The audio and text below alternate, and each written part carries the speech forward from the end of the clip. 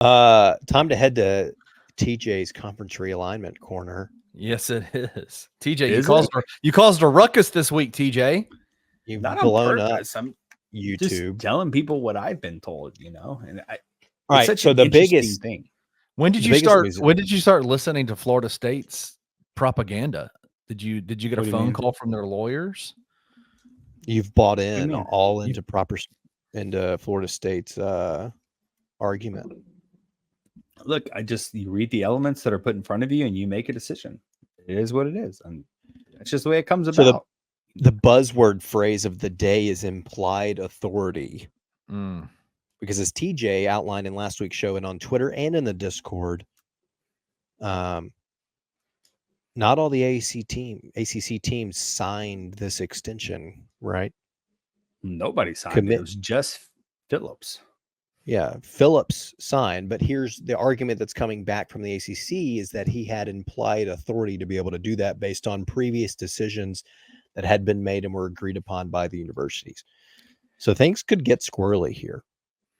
Yeah, the problem with that argument, and I get that from a decision-making standpoint, is that the ACC has bylaws stating that if anything changes with the media deal, they all have to be notified and agree on it. And that did not happen. Even if he has applied authority, that means he could sign it without them. The ACC bylaws don't state that. What if they had a group me? He sent a message and they all hearted the message. He said, like this message. This is your e-signature. Like it. Well, you guys make that joke, but I think part of the bylaws actually state that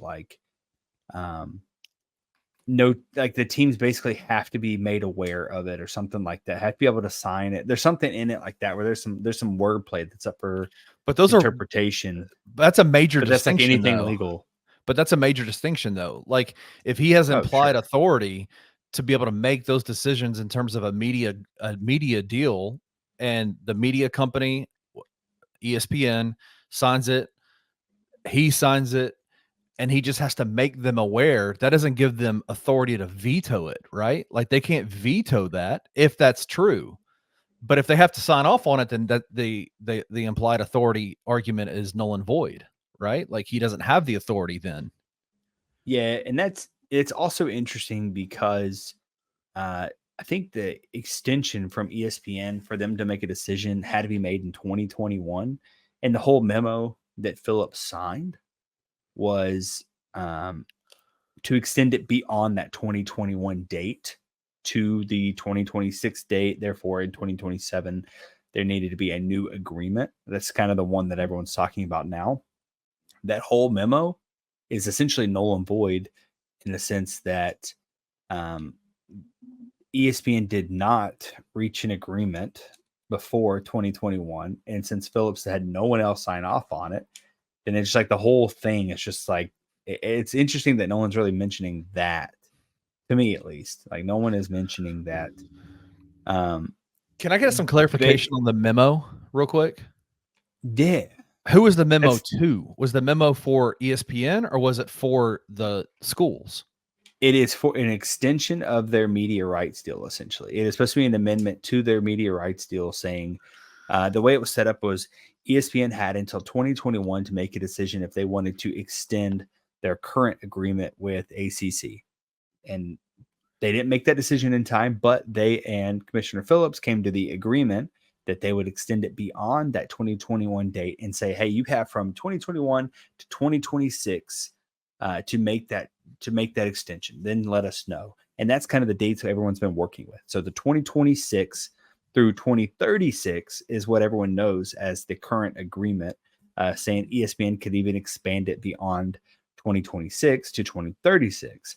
But in reality, it kind of ended in 2021 since the memo, the amendment itself to the agreement was against the ACC bylaws. So it's an interesting thing. So it kind of seems like Florida State is just playing with, not just Florida State, excuse me, everyone in the ACC is playing with house money in a sense because their deal probably should have ended in 2021.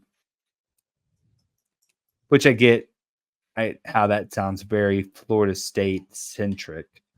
But the person I heard this from is not any relation to Florida State. So I'm not sure why he would have that mindset.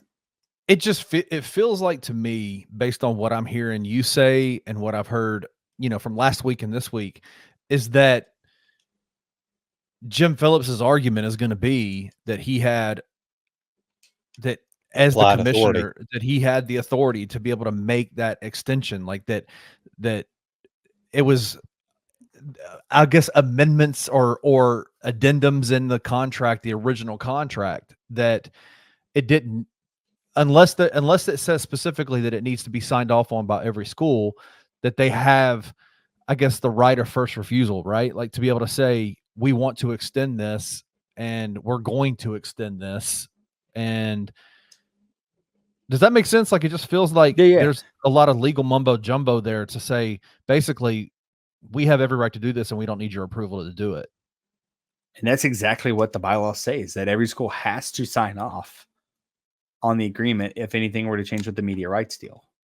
But like, I would say, I guess the argument would be then is it's not changed because in this original agreement, we have the right to extend it out as to this date and this date and this date, right? Like they're not creating a new media agreement. They're just fulfilling the agreement that was there in the first place. No, because the original agreement said that ESPN had to decide by 2021. And that's when the amendment that this whole thing is about, came about from between Phillips and ESPN. And they just said, hey, we're going to extend the date. We're going to give you more time to make this decision. And that is in the memo. They said this is an amendment to the agreement. So like in itself, it kind of counteracts exactly what the bylaws say. So it's just kind of a confusing situation all in all. Does that make sense? It does. Words. There are a lot of words. One of the things we know about the law is in contractual law, if there is a confusing or ambiguous phrasing in contracts, that it is up to the writer of that contract to, like, if there is a disagreement about that language, makes sense. It's up to the person who wrote it. It's up to the entity that went into that agreement. So I would say in terms of the ACC, it would be, it's up to the ACC to make it as clear and as obvious and, of language as possible for their schools that are involved in their conference. And so it is interesting, like, is this confusing language going to play against them in court, right? Like the confusing language of how all this works out, will that play against them? Because it's kind of on them to clear it up. It's not on Florida State to clear it up. Like, it's not on Florida State's legal team to call the ACC and be like, hey guys, by the way, are you extending this contract with the memo that we don't know about? You know what I'm saying? Like, it's up to the ACC to make that right. And so it's interesting. Yeah. And I think one thing that's actually just going to come about this when it's all said and done is that the judge, whoever is making the decision, is just going to be like, you guys just come to an agreement. Like, what are we doing here? Like, don't waste our time. And he's probably just going to tell them to break up and just, that's it. Florida State, Clemson, whoever else wants to leave. You go your separate way. Exactly. Like you're going to pay your exit fees. They're going to meet in the middle, whatever, ACC is going to say you owe this, and Florida State and Clemson or whoever else is going to say we owe that. So it's going to go into arbitration, and they're going to they're going to split the difference and just call it a day, because at a certain point in time, like, you just get tired of dealing with this shit, right? Like, I mean, you have to understand that, like, yes, Florida State probably wants to do, or excuse me, ACC probably wants to do whatever it can to keep a Clemson, to keep a Florida State, but at a certain point in time, like, they don't want to be there anymore. You know what I'm saying? Yeah, like you can't consistently try to go back and forth with that same girl who keeps shutting you down, and you just keep trying. It seems kind of crazy. Kind of like the Big 12 in Memphis. Exactly. Persistence is key. Or kind of creepy. Or stalkerish. Yeah. Or kind of depends what you mean by that. I think they're just gonna realignment, and we will see a Florida State, a Clemson to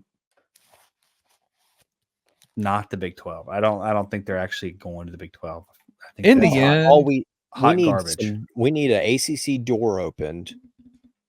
Exactly. walking Which is through why it. we care about this. This is why we care, because in the end, ultimately, I think based on how we know conference realignment and networks and all that kind of stuff works, Florida State and Clemson are going to go where they want to go. They're going to figure out a way. If it's even a, hey, you need to pay this amount, the ACC saying, hey, you need to pay this amount to get out, and Florida State's like, we'll pay you 3/4 of that.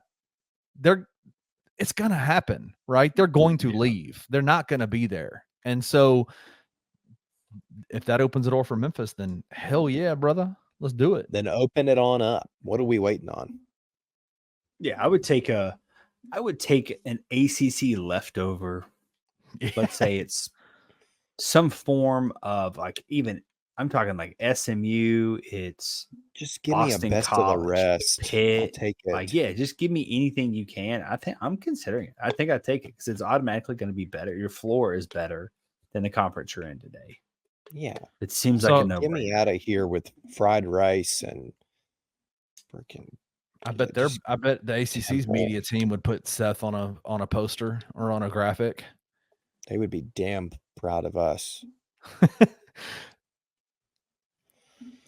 Well, it'll be interesting to see what happens. Hopefully they get this figured out and there's a door open for us to walk through.